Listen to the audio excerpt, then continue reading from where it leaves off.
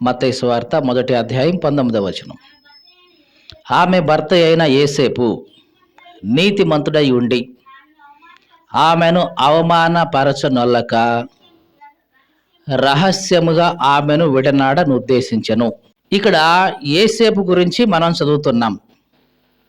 మరియ భర్త అయిన యేసేపు. ఈ యేసేపు గురించి దేవుని వాక్యంలో ఏమి రాయబడి ఉంది అంటే, ఇతడు నీతిమంతుడు. ఎవరు? నీతిమంతుడు. నీతిమంతుడైన ఇతని స్వభావం ఎట్లా ఉంది? ఆమెను అవమానపరచనొల్లక, తన భార్య అయిన మరియను అవమానపరచడానికి ఈయనకు ఇష్టం లేదు. ఎందుకంటే ఈయన నీతిమంతుడు. మీకు అర్థమైందా? ఎవరైతే ఎదుటి వ్యక్తిని, భార్యనే కానివ్వండి, భర్తనే కానివ్వండి, పిల్లలనే కానివ్వండి, ఇరుగు పొరుగు వారినే కానివ్వండి, అవమానపరచడానికి ఇష్టపడకుండా ఉంటారో నిజంగా దేవుని దృష్టిలో వాళ్ళే నీతిమంతులు. చాలాసార్లు మనం ఇతరులు అవమానపరుస్తూ ఉంటాం. వాళ్ళు చేసిన పనులను బట్టి, వాళ్ళు చేసే కార్యాలను బట్టి, వాళ్ళు అంటున్న మాటలను బట్టి ఇతరులను తరచుగా మనం ఏం చేస్తూ ఉంటామంటే అవమానపరుస్తూ ఉంటాం. కొంతమంది అవమానపరుస్తూ ఉంటారు వాళ్ళ యొక్క ఎత్తును బట్టి, వాళ్ళ యొక్క లావును బట్టి, వాళ్ళ యొక్క రంగును బట్టి, వాళ్ళ యొక్క రూపును బట్టి. ఇట్లా పై రూపాన్ని చూసి కూడా మనుషులు ఎదుటి వాళ్ళని ఏం చేస్తుంటారు? అవమానపరుస్తూ ఉంటారు.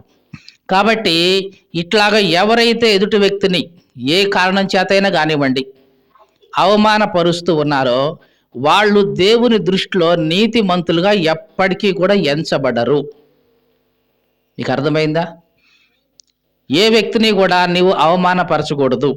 దేవుని బిడ్డగా, క్రైస్తవుడిగా నువ్వు ఎవరిని ఎప్పుడు కూడా అవమానపరచకూడదు. దేవుని సేవకులనే కానివ్వండి, విశ్వాసులనే కానివ్వండి, ఒకవేళ ప్రార్థనకు వచ్చిన వాళ్ళని కానివ్వండి, రాని వాళ్ళని కానివ్వండి, ఈవెన్ అన్యులను కూడా మనము అవమానపరచకూడదు. ఎందుకు అంటే ప్రతి వ్యక్తి కూడా దేవుని యొక్క సృష్టి. అవునా కాదా? నువ్వు ఎవరినైతే అవమానపరుస్తున్నావో ఆ వ్యక్తి ఎవరి సృష్టి? దేవుని సృష్టి కదా. మరి ఆ వ్యక్తిని అవమానపరుస్తున్నావంటే దేవుని యొక్క సృష్టిని అవమానపరుస్తున్నట్లే కదా. మరి దేవుని యొక్క సృష్టిని అవమానపరుస్తున్నావంటే డైరెక్ట్గా ఎవరిని అవమానపరుస్తున్నట్లు? దేవుణ్ణి అవమానపరుస్తున్నట్లు కదా. అప్పుడు దేవుడు ఏమనుకుంటాడు? నేను సృష్టించిన ఈ వ్యక్తిని అవమానపరుస్తున్నావంటే నన్ను అవమానపరుస్తున్నట్లేగా నువ్వు అని అనుకుంటాడా లేదా దేవుడు? కాబట్టి తప్పనిసరిగా దేవుడు దాన్ని కౌంటులోకి తీసుకుంటాడు, లెక్కలోకి తీసుకుంటాడు. కాబట్టి దేవుని బిడ్డగా, ఒక క్రైస్తవుడిగా నీవు ఎవరిని ఎప్పుడూ కూడా అవమానపరచకూడదు. ఒకవేళ వాళ్ళు తప్పు జరిగించారు, వాళ్ళ తప్పు జరిగింది, అది దేవుడు చూసుకుంటాడు. ఒకవేళ నువ్వు చేయగలిగితే ఏం చేయాలి? వ్యక్తిగతంగా వెళ్ళి వాళ్ళకి నచ్చజెప్పు. దేవుని వాక్యంలో అదే ఉంది. నీ సహోదరుడు తప్పిదం చేయటం నీకు తెలిస్తే యేసుక్రీస్తు ఏమన్నాడంటే, నీ వెళ్ళి అతడు నీవు ఒంటరిగా ఉన్నప్పుడు వెళ్ళి అతన్ని గద్దించు. అబ్బాయి, నువ్వు పలానా తప్పు చేస్తున్నావు, మరి ఇది చేయడం సరికాదు, దేవుని దృష్టికి ఇది న్యాయం కాదు అని చెప్పి వ్యక్తిగతంగా ఉన్నప్పుడు వెళ్ళి మాట్లాడు, గద్దించు.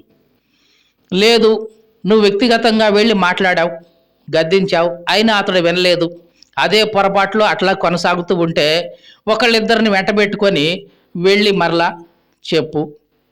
ఆ ఒకళ్ళిద్దరి మాట కూడా వినలేదు అతను, మళ్ళీ అదే తప్పులో కొనసాగుతూ ఉంటే గనక సంఘం ద్వారా తెలియచేయి.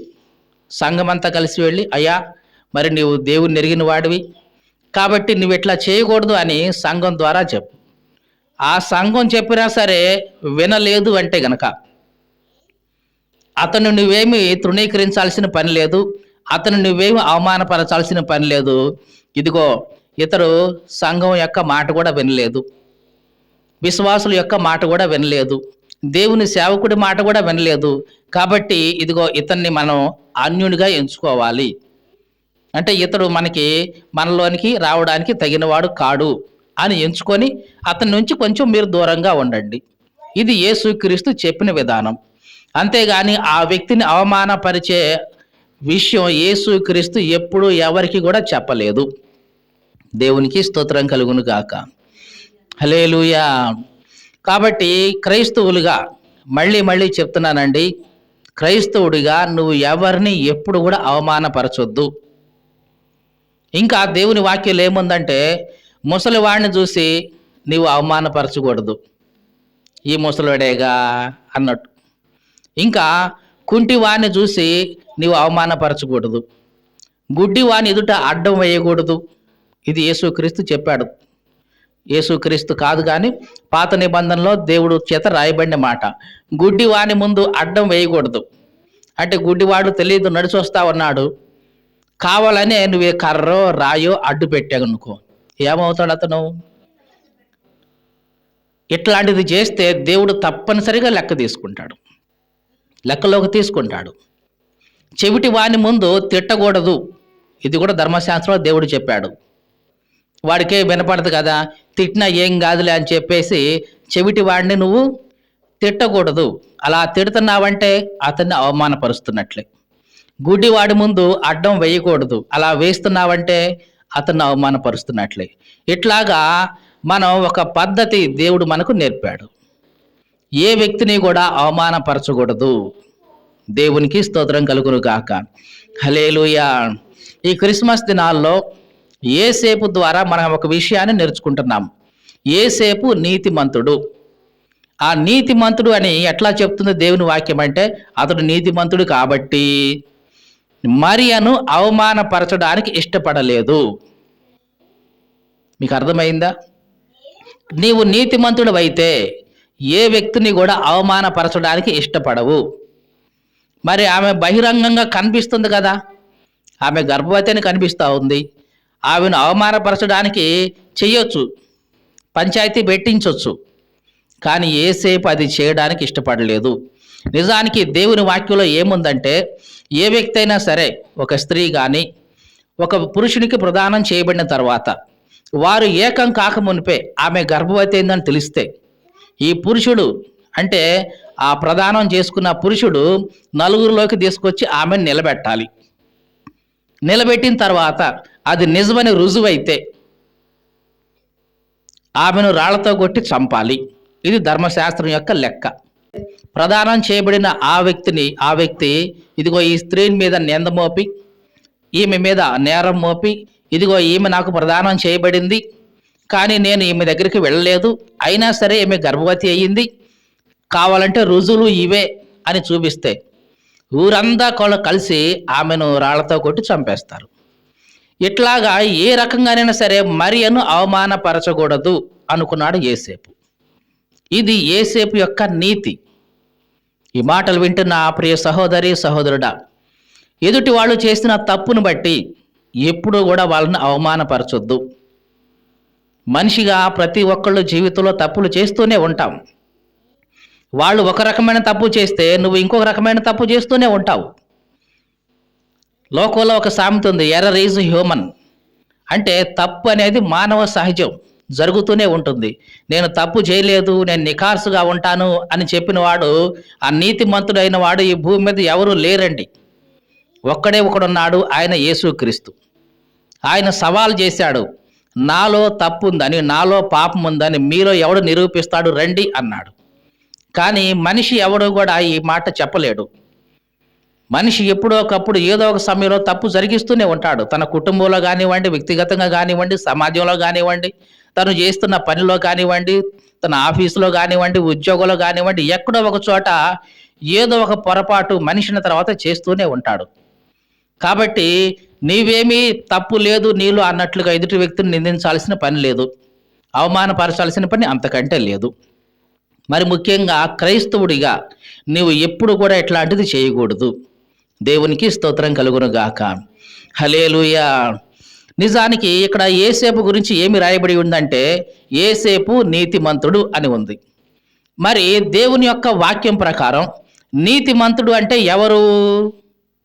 ఎవరైతే ధర్మశాస్త్రాన్ని అనుసరిస్తారో, ఈ ధర్మశాస్త్రంలో ఏమైతే రాయబడి ఉందో దాని ప్రకారం ఎవరైతే చేస్తారో వాళ్ళే నీతిమంతులు. మరి ధర్మశాస్త్రంలో ఏముంది? ఎవరైనా సరే ప్రదానం చేసుకుంటే ఆ స్త్రీ మీద నేరం మోపొచ్చు, నేరం రుజువైతే కనుక రాళ్లతో కొట్టి చంపాలి అని ఉంది ధర్మశాస్త్రంలో. కానీ యేసేపు అట్లాగా చేశాడా? చేయలేదు. 2 ఆప్షన్లు ఉన్నాయి ధర్మశాస్త్రంలో. మీకు అర్థమైందండి? ఒకటి, ఆ స్త్రీని తీసుకొచ్చి నలుగురిలో నిలబెట్టి నింద మోపి అవమానపరిచి చావుగొట్టించవచ్చు. మరొక ఆప్షన్ కూడా దేవుడిచ్చాడు. ఏమిటంటే ఒకవేళ అట్లా చేయడం ఆ వ్యక్తికి ఇష్టం లేకపోతే ఆమెను రహస్యంగా వదిలేయొచ్చు. విడాకుల పత్రం ఇచ్చేసి, ఏమిటి, డైవర్స్ పేపర్స్ ఇచ్చేసి, అమ్మా మరి నీకు నాకు కలవదులే అని చెప్పేసి విడాకుల పత్రం ఇచ్చేసి ఆమెను రహస్యంగా పంపించేయచ్చు. ఈ ఆప్షన్ కూడా ఇచ్చాడు దేవుడు. యేసేపు 2వ ఆప్షన్ ఎంచుకున్నాడు. మీకు అర్థమైందండి? యేసేపు నీతిమంతుడే, ధర్మశాస్త్ర ప్రకారమే చేస్తున్నాడు. ధర్మశాస్త్రంలో దేవుడు 2 ఇచ్చాడు ఆప్షన్స్. ఒకటి, ఇదిగో ఆమె నలుగురిలోకి తీసుకొచ్చి అవమానపరిచి నింద వేసి ఆమెను చావగొట్టించవచ్చు.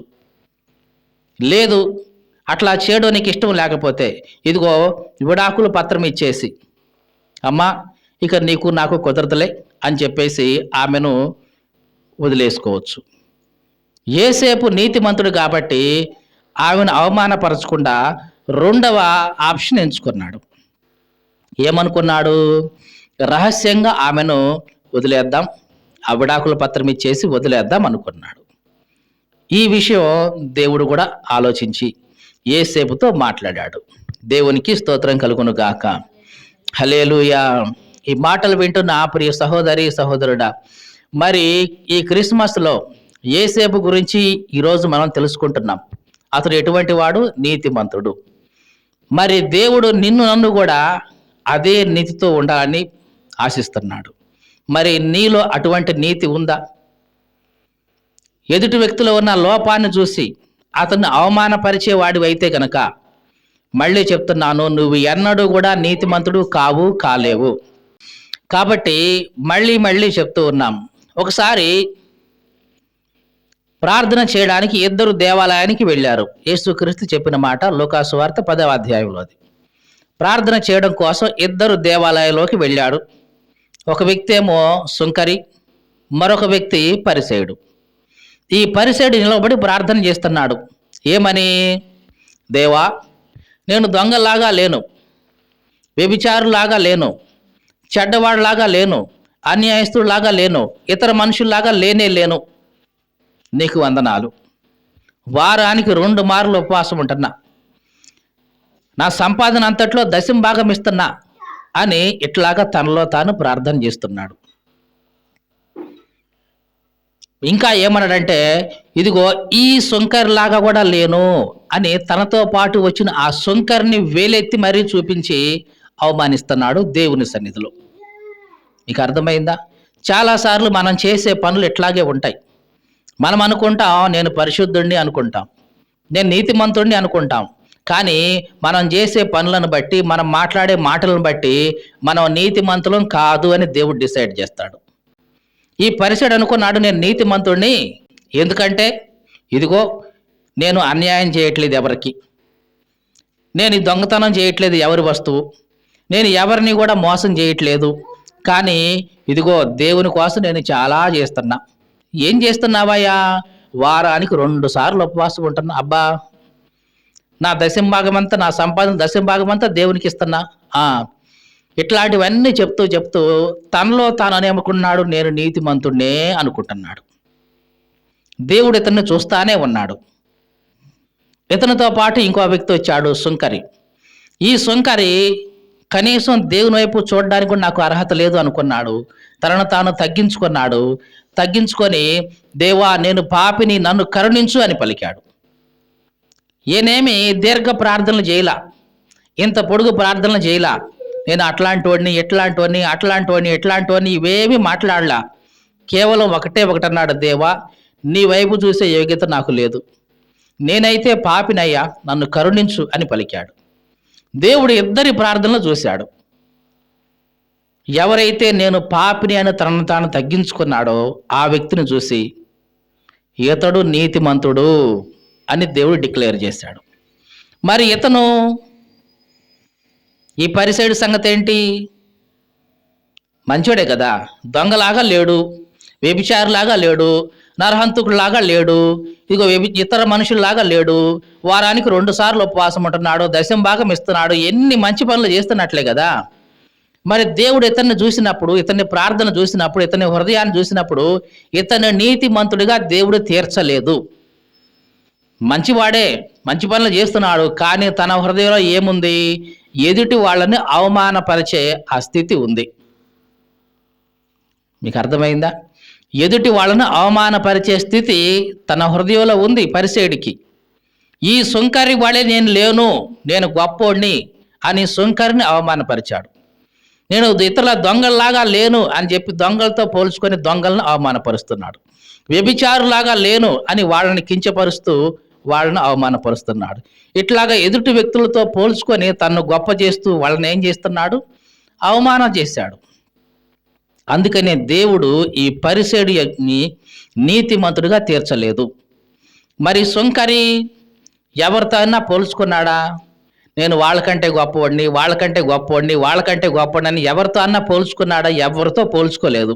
తన స్థితి తాను చూసుకున్నాడు. నాయనా, నేను పాపిని, నీ వైపు చూసే నాకు ధైర్యం కూడా లేదు, నన్ను కరుణించు అని పలికాడు. ఇది దేవుడు చూశాడు. రైట్, ఈ వ్యక్తి నిజంగా నీతిమంతుడు అని డిక్లేర్ చేశాడు. ఈ మాటలు వింటున్న ప్రియ సహోదరి సహోదరుడా, నీవు గొప్ప చేసుకున్నంత కాలం, ఎదుటి వాళ్ళను అవమానపరుస్తూ నిన్ను గొప్ప చేసుకున్నంత కాలం నీవు నీతిమంతుడిగా దేవుని దృష్టిలో ఎప్పుడూ కూడా ఉండవు. మీకు తెలుసా అండి, చాలామంది దైవ సేవకులు కానివ్వండి, ఈ మధ్య యూట్యూబ్లో కూడా చూస్తూ ఉన్నాం, చాలామంది ఏం చేస్తున్నారంటే ఎదుటి వాళ్ళని అవమానపరుస్తూ మాట్లాడుతున్నారు. వాళ్ళు అట్లాగా, వీళ్ళు ఎట్లాగా అని అవమానపరుస్తూ మాట్లాడుతున్నారు. అట్లాంటి వాళ్ళని దేవుడు ఎప్పుడు కూడా నీతిమంతుడిగా ఎంచడు. అలాంటి వాళ్ళని దేవుడు ఎప్పుడు కూడా తన పరలోక రాజ్యానికి ఎంటర్ కానివ్వడు. దేవుని సేవకులే కావచ్చు, గొప్ప సేవ చేస్తుండొచ్చు, కానీ వీళ్ళ మాటల ద్వారా, వీళ్ళ ప్రసంగాల ద్వారా ఏం చేస్తున్నారు? ఎదుటి వ్యక్తుల్ని అవమానపరుస్తున్నారు. ఇలాగ ఎవరైతే ఎదుటి వ్యక్తులను అవమానపరుస్తూ వాళ్ళ జీవితంలో ముందుకెళ్తూ ఉంటారో అట్లాంటి వాళ్ళని దేవుడు ఎప్పుడూ నీతిమంతులుగా ఎంచాడు. మరి దేవుడు నిన్ను నీతిమంతులుగా తీర్చలేదు అంటే గనక నీవు పరలోక రాజ్యంలో ఎన్నడూ కూడా ఎంటర్ అవ్వలేవు. దేవునికి స్తోత్రం కలుగును గాక. హల్లెలూయా. ఈ మాటలు వింటున్న ప్రియ సహోదరి సహోదరుడా, ఒకవేళ ఇంతవరకు కూడా ఇతరులను ఏదో ఒక కారణం చేత అవమానపరుస్తూ ఉన్నావేమో, ఇక నుంచి ఆ అలవాటును మానుకోవాలి. నీకు అర్థమైందండి? ఏ వ్యక్తిని ఎప్పుడు కూడా అవమానపరచొద్దు. మరి ముఖ్యంగా ఈ క్రిస్మస్ దినాల్లో, ఈ క్రిస్మస్ పండుగల్లో వాళ్ళు కట్టుకున్న బట్టలను చూసి ఎన్నడూ కూడా వాళ్ళని చులకన భావంతో మాట్లాడొద్దు. వాళ్ళు ధరించుకున్న వాటిని బట్టి, వాళ్ళ స్థితిగతులను బట్టి, వాళ్ళ ఇంటిని బట్టి, వీటిని చూసి వాళ్ళని తక్కువ చేసి మాట్లాడొద్దు. అలా మాట్లాడుతున్నావంటే నువ్వు దేవుని బిడ్డవు కానే కాదు. అలా మాట్లాడావంటే దేవుడిని ఎన్నడూ కూడా నీతిమంతుడిగా ఎంచడు. దేవునికి స్తోత్రం కలుగును గాక. హల్లెలూయా. కాబట్టి మనం ఒక తీర్మానం చేసుకుందాం. దేవా, ఇంతవరకు నేను పొరపాటున తెలిసో తెలియకో దేవా ఎదుటి వ్యక్తిని అవమానపరుస్తూ వచ్చాను. నాకున్న దాన్ని బట్టి, వాళ్లకు లేని దాన్ని బట్టి, నాకు కలిగి ఉన్న దాన్ని బట్టి, వాళ్లకు లేని దాన్ని బట్టి పోల్చుకొని వాళ్ళని అవమానపరిచాను తండ్రి. ఇక నుంచి దేవా నేను అలాగా చేయను నాయనా అని ఒక తీర్మానం చేసుకోవాలి. ఎందుకంటే ఏసేపు మన కళ్ళ ముందు కనిపిస్తున్నాడు. ఏసేపు మరియను అవమానపరచడానికి చాలా కారణాలు ఉన్నాయి. ఉన్నాయా లేవా? బోల్డ్ అంత కారణం ఉంది, రుజువులు ఉన్నాయి. అయినా సరే ఏసేపు మరియను ఏ మాత్రం కూడా అవమానపరచడానికి ఇష్టపడలేదు. అది నీతిమంతుడంటే. కారణాలు ఉంటాయి, రీజన్లు ఉంటాయి, కానీ ఆ రీజన్లను బట్టి, ఆ కారణాలను బట్టి ఆ వ్యక్తిని ఏ మాత్రం కూడా మనం చులకనగా మాట్లాడకూడదు, తక్కువ చేసి మాట్లాడకూడదు, నీ వల్ల ఏమవుతుంది అనకూడదు. అలా అన్నావంటే దేవుడు మనలను ఎన్నటికీ కూడా నీతిమంతుడిగా ఎంచాడు. దేవునికి స్తోత్రం కలుగును గాక. హల్లెలూయా. కాబట్టి ఈ మధ్యాహ్న కాల సమయంలో ఒక తీర్మానం చేసుకుందాం. దేవుడు మనల్ని నీతిమంతుడిగా ఎంచాలి. కాబట్టి మనం ఎవ్వరిని కూడా ఎప్పుడు కూడా ఏ రకంగా సరే అవమానపరచకూడదు, తృణీకరించకూడదు. ఒక మాట మనం చదువుకొని మన వాక్య భాగాన్ని ముగించుదాం. సామెతల గ్రంథం 14వ అధ్యాయం 21వ వచనం చదువుతున్నాం.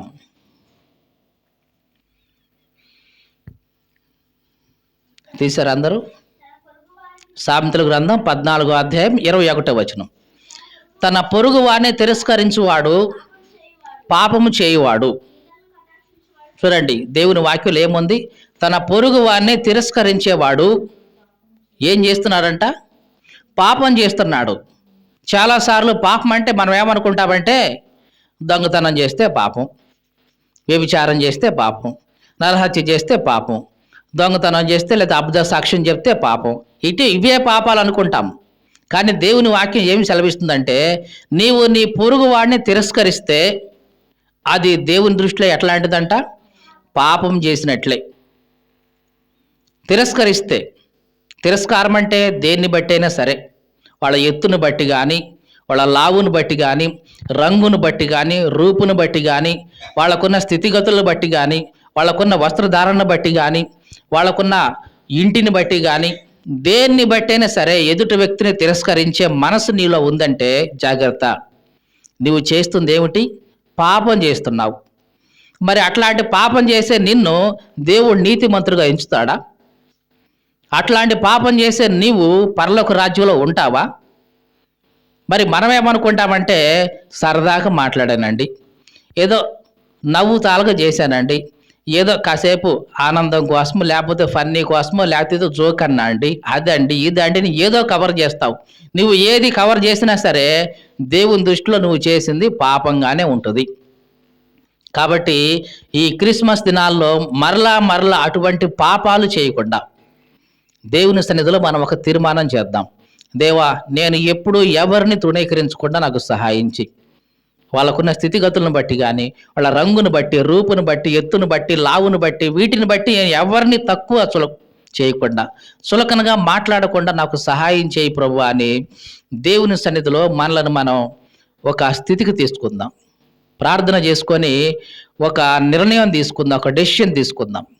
ప్రార్థన చేద్దాం.